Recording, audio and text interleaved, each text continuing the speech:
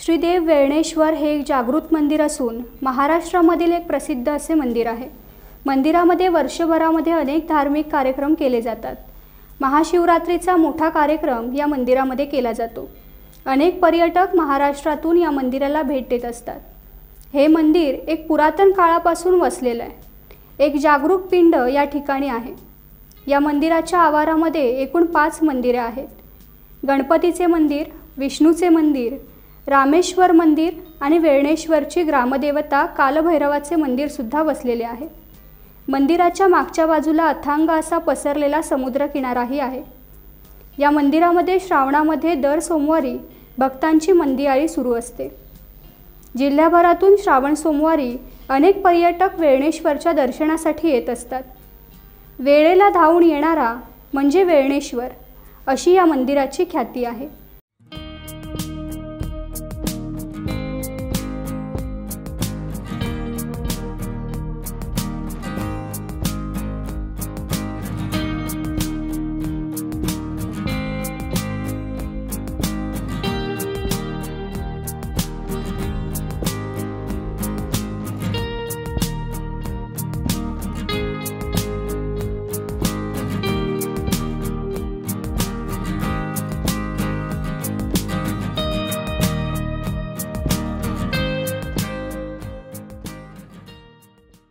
Times डिजिटलमध्ये आपलं स्वागत।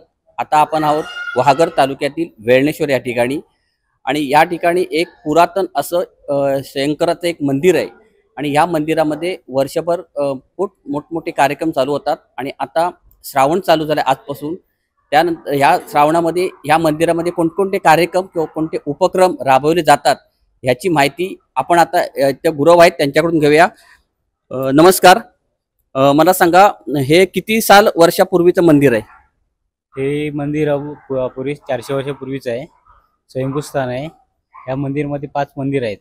श्री गणपती मंदिर, लक्ष्मीनारायण मंदिर, श्रीदेव वेळणेश्वर स्वयंभूस्थान आहे, काळभैरव मंदिर आणि रामेश्वर मंदिर। या मंदिरामध्ये कोणकोणते कार्यक्रम वर्षभरामध्ये चालू असतात? या मंदिरामध्ये आता श्रावणापासून चालू होतो कार्यक्रम। पहिलं आता शिवलामृत लागतो, त्याच्यानंतर आता जागरी पौर्णिमा, तेव्हा देवतेला रूप लागतं, नंतर देवदिवाळी, त्याच्यानंतर देवळे कौल असं होतं गावाचा संपूर्ण, नंतर शिवरात्रीचा मोठा उत्सव असतो, त्याच्या अगोदर गणपतीचा उत्सव असतो। एक अनेक कार्यक्रम चालू असतात आणि शिमग्याला आमची ग्रामदेवता रंगारूपाने फिरत्या सर बाहेर पडते।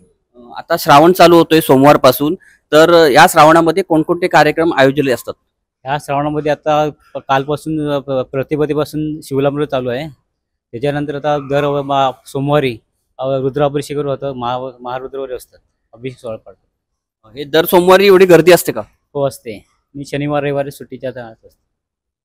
हे होते या देवस्थानची गुरव यांनी आपल्याला माहिती दिली की वर्षभरामध्ये कोणकोणते कार्यक्रम इथे साजरे होतात, त्यानंतर श्रावणामध्ये कोणकोणते कार्यक्रम इथे केले जातात याचीही माहिती त्यांनी आपल्याला दिली। कारण हे वेळणेश्वर स्वयंभू मंदिर हे रत्नागिरी जिल्ह्यातलं महाराष्ट्रातलंच एक मोठं मंदिर आहे। इथे मोठ्या प्रमाणात पर्यटक सुद्धा इथे येत असतात, त्यामुळे सोमवारपासून या मंदिरामध्ये ही गर्दीही पाहायला मिळणार आहे।